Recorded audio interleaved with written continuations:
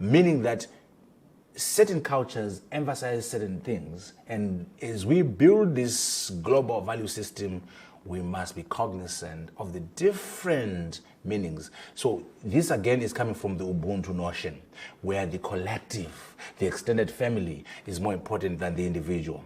The extended family is more important than the nuclear family. In fact, Ubuntu is a critique of Western individualism. So as Westerners appreciate Ubuntu, they must not do it conveniently. They must also accept that actually it's another way of looking at how to organize society.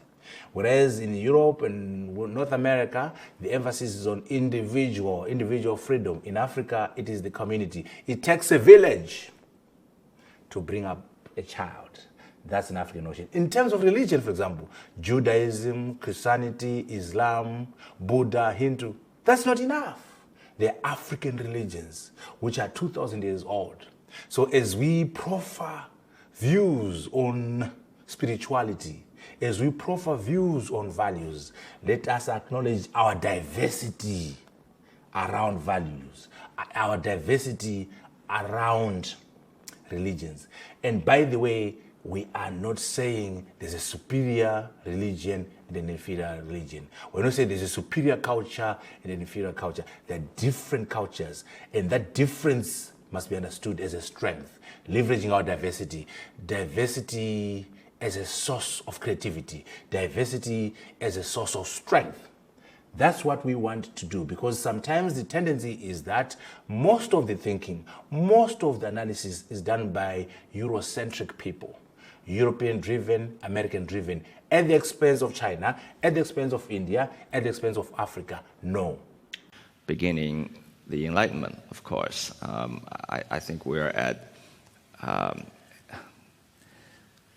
the end of a 300-year run of a liberal vision of the world. However you want to call it, or maybe some call it the modern.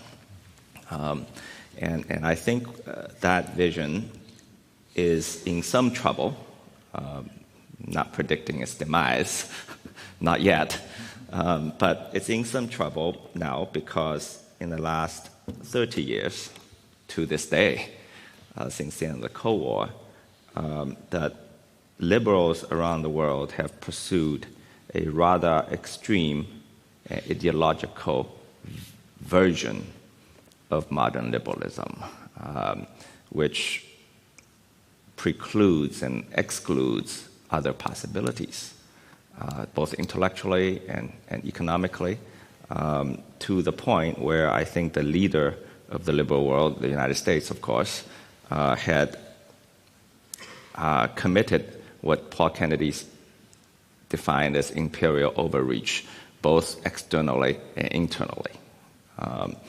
Externally, it's gone too far in trying to impose its vision on the rest of the world, on so many countries, to some extent, in some cases militarily, to rather disastrous consequences. And internally, it's taken this vision of the world which places the individual as the autonomous basic unit of society at the center of the universe. Internally, it's gone pretty far since the Reagan and Thatcher revolution with the neoliberal economic doctrine that has led to tremendous inequality in developed countries that are generating this backlash against the liberal tradition, both the liberal tradition and globalization itself. Mm-hmm. And these problems are not being solved.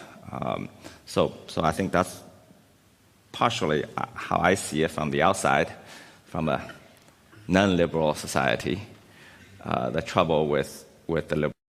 Which will be useful for everybody to carry on in life. So unity is very important. Without unity, you cannot achieve anything.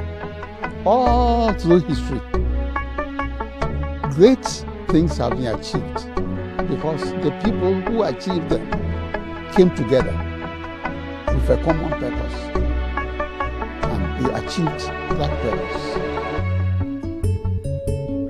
We must change our attitude are going to see that we create our own African personality and identity. It